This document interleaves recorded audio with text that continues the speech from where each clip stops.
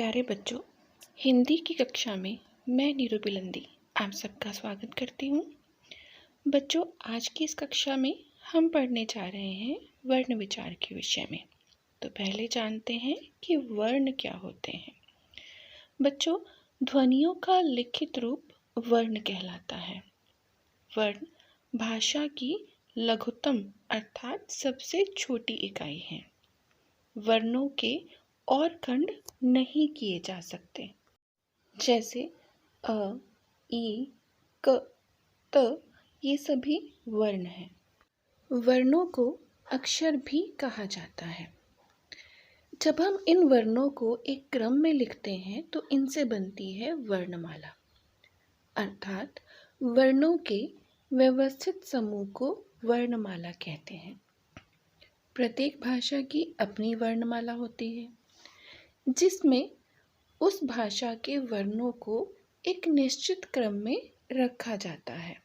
हमारी हिंदी की वर्णमाला में दो प्रकार के वर्ण हैं, एक स्वर और दूसरे व्यंजन। बच्चों, आपने वर्णमाला तो पढ़ी होगी। हमारी वर्णमाला का क्रम क्या है, ये सब आप अच्छी तरह से जानते हैं। चलिए फिर भी एक नज़र फिर से डालते हैं कि हमारी वर्णमाला का क्रम क्या है। वर्णमाला में सबसे पहले आते हैं स्वर। हमारी हिंदी वर्णमाला में कुल 11 स्वर हैं। अ, आ, ई, ऐ, उ, औ, री, ए, ऐ, ओ, औ। उसके बाद आते हैं व्यंजन। व्यंजन कुल 35 हैं, जिसमें 5 वर्ग हैं, क वर्ग, च वर्ग, ट वर्ग, त वर्ग और प वर्ग। इन 5 वर्गों के 25 व्यंजनों को हम कहते हैं स्पर्श व्यंजन। अब इन्हें स्पर्श क्यों कहा जाता है, इसके बारे में हम आगे पढ़ेंगे। अंतस्थ व्यंजन। बच्चों, य, र, ल और व ये कहलाते हैं अंतस्थ व्यंजन। श, श, स, ह इन्हें हम कहते हैं ऊष्म व्यंजन। क्ष, त्र, ज्ञ और श्र ये हैं संयुक्त व्यंजन। अड़ और अढ़ उत्क्षिप्त या अतिरिक्त व्यंजन कहलाते हैं। अंग और अह इन्हें अयोगवाह कहा जाता है। इस तरह से कुल मिलाकर हमारी हिंदी वर्णमाला में 52 ध्वनियाँ हैं। अब हम स्वर के बारे में विस्तार से पढ़ेंगे। स्वर क्या होते हैं? बच्चों, जिन ध्वनियों के उच्चारण में हवा मुख से बिना किसी रुकावट के बाहर निकलती है, उन्हें स्वर कहते हैं।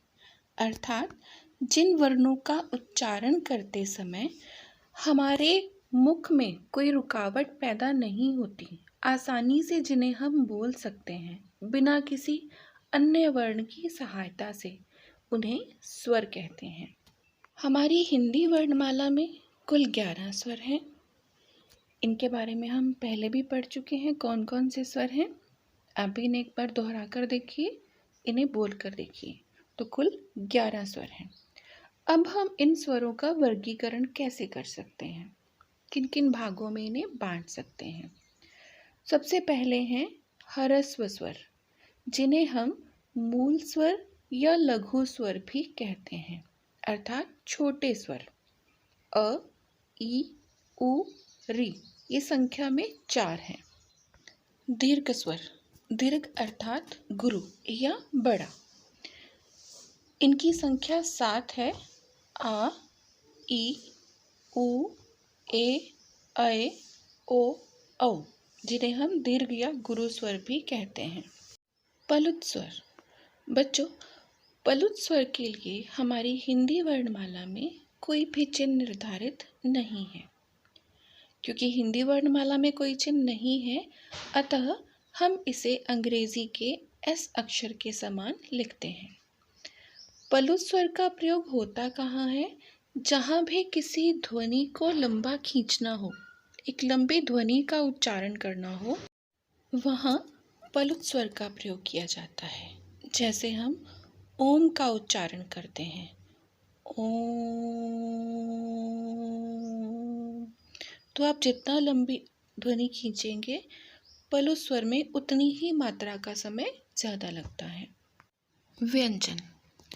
बच्चों, जिन वर्णों का उच्चारण स्वरों की सहायता से किया जाता है उन्हें व्यंजन कहते हैं। इनके उच्चारण में हवा रुककर मुख से बाहर निकलती है और जब हमें किसी व्यंजन को स्वर रहित दिखाना होता है तो हम उस व्यंजन के नीचे हल चिन्ह लगा देते हैं। हल चिन्ह लगाकर बने हुए व्यंजन हलंत कहलाते हैं। अब देखते हैं व्यंजनों का वर्गीकरण। व्यंजनों को हम कैसे बांट सकते हैं? व्यंजन 3 प्रकार के हैं: स्पर्श व्यंजन, अंतस्थ व्यंजन और ऊष्म व्यंजन। इनके बारे में विस्तार से पढ़ते हैं। स्पर्श व्यंजन। स्पर्श व्यंजन वो व्यंजन है जिनके उच्चारण में जीभ मुख के अलग अलग भागों को स्पर्श करती है अर्थात छूती है। ये संख्या में 25 हैं। हमने पढ़े हैं कि जो 5 वर्ग हैं हमारे, क वर्ग, च वर्ग, ट वर्ग, त वर्ग और प वर्ग, ये 25 व्यंजन कैसे हैं? स्पर्श व्यंजन हैं। अंतस्थ व्यंजन। बच्चों, अंतस्थ का अर्थ होता है बीच का। ऐसे व्यंजन जो ना तो पूरे स्वर हैं ना ही पूरे व्यंजन हैं, अर्थात इनके उच्चारण में स्वरों से कम और व्यंजनों से अधिक समय लगता है, इसलिए इन्हें अंतस्थ कहते हैं। इनकी संख्या 4 है: य, र, ल और व। ऊष्म व्यंजन। ऊष्म का अर्थ होता है गर्म। इन्हें ऊष्म व्यंजन क्यों कहते हैं? क्योंकि जब हम इन वर्णों का उच्चारण करते हैं तो हवा जो है वो हमारे मुंह के अंदर रगड़ खाने से गर्म होकर मुंह से बाहर निकलती है। जब आप अपने मुंह के आगे हाथ रख के इन वर्णों का उच्चारण करेंगे तो आप महसूस करेंगे कि हवा जो है वो गर्म होकर आपके हाथ से छू रही है, इसलिए इन्हें हम कहते हैं स्पर्श व्यंजन। ये भी संख्या में 4 हैं: श, श, स, ह। संयुक्त व्यंजन। वो व्यंजन जो 2 या 2 से अधिक व्यंजनों के मेल से बनते हैं, इन्हें हम कहते हैं संयुक्त व्यंजन। इनकी संख्या भी 4 है। ये हैं क्ष, त्र, ज्ञ और श्र। क्ष बना है क और श के मेल से, त्र बना है त और र के मेल से, ज्ञ जिसे आप लोग ज्ञ बोलते हैं, वास्तव में इसकी प्रोनाउंसिएशन क्या है? ज्ञ, जो ज और य के मेल से बना है, श्र, श और र के मेल से। अयोगवाह।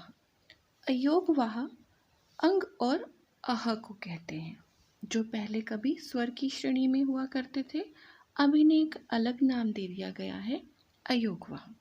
बच्चों, इसका पहला भाग हमने आज पढ़ लिया है वर्ण विचार का, दूसरा भाग हम दूसरी वीडियो में पढ़ेंगे। अब पूछते हैं आपके लिए आज का प्रश्न। मूल स्वर कौन कौन से हैं? बच्चों, आपने अपने उत्तर मुझे कमेंट बॉक्स में लिख कर देने हैं। धन्यवाद।